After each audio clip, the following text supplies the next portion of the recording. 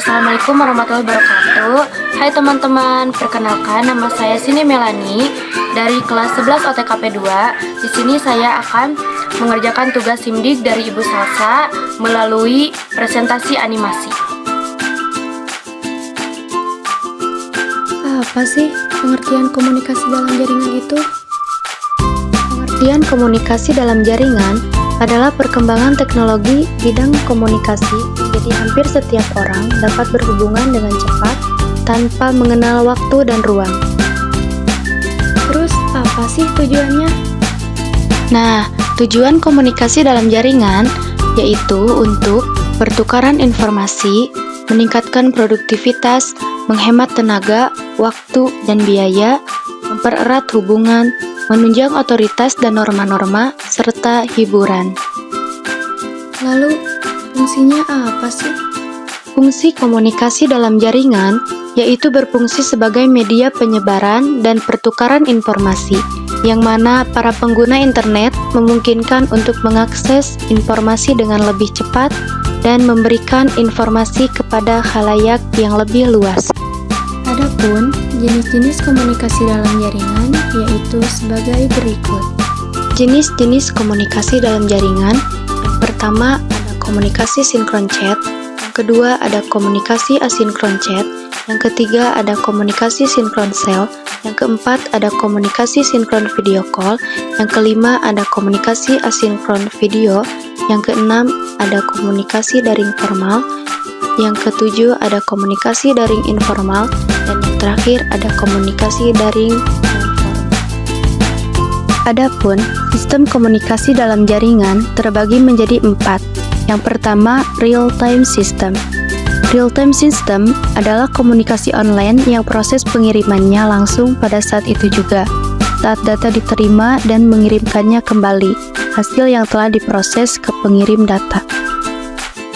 Yang kedua, ada batch processing system. Batch processing system merupakan komunikasi online pada beberapa user. Pemrosesannya dilakukan di terminal masing-masing user. Hasil pengiriman dan penerimaan data disimpan terlebih dahulu masing-masing terminal. Batch dapat didefinisikan sebagai model pengolahan data dengan cara menghimpun data terlebih dahulu. Ketiga, ada time sharing system. Time sharing system adalah suatu teknik penggunaan online system oleh beberapa pemakai karena waktu perkembangan proses CPU semakin cepat, sedangkan alat input atau output tidak dapat mengimbangi kecepatan CPU. Maka, kecepatan CPU dapat digunakan secara efisien dan melayani beberapa alat input atau output secara bergantian. Dan yang keempat ada Distributed Data Processing System. Distributed Data Processing System adalah suatu sistem komputer terpancar yang dihubungkan dengan jaringan komunikasi, sehingga setiap komputer dapat mengakses data secara mandiri dan memiliki kemampuan berhubungan dengan komputer lain dalam suatu sistem jaringan. Distributed Data Processing System merupakan bentuk komunikasi perkembangan dari time sharing system. Selanjutnya, ada bentuk komunikasi dalam jaringan.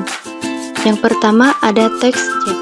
Text chat merupakan sebuah fitur fasilitas aplikasi atau program dalam suatu jaringan komputer atau internet sebagai media untuk berkomunikasi dan berinteraksi secara langsung selama pengguna sama-sama berkoneksi dengan internet dalam bentuk teks.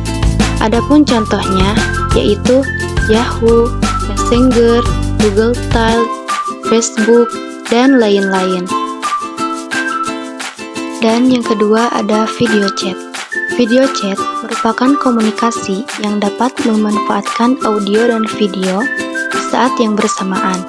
Dengan menggunakan video chat, memungkinkan seseorang terhubung dan berkomunikasi secara real-time di tempat yang berbeda meski jarak jauh.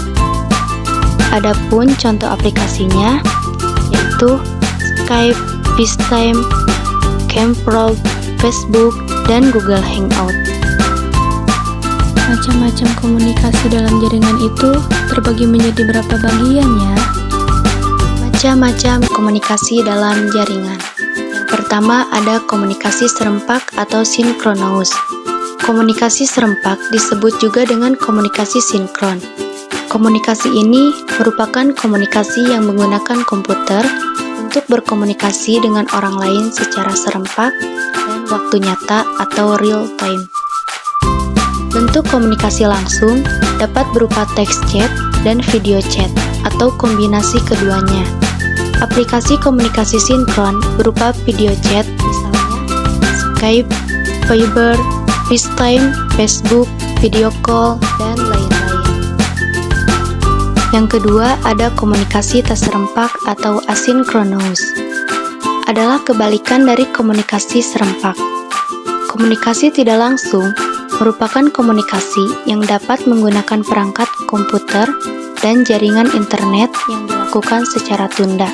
Contoh dari komunikasi tidak langsung antara lain email, blog, dan forum internet. Bagaimana sih cara penggunaan text chat pada aplikasi WhatsApp?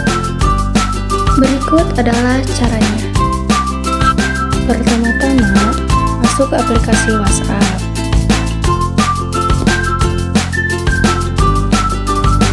Lalu cari kontak yang ingin kita kirimkan pesan.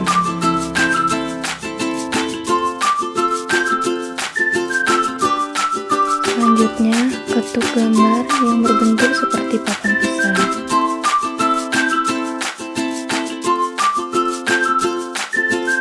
Lalu ketik pesan yang ingin disampaikan.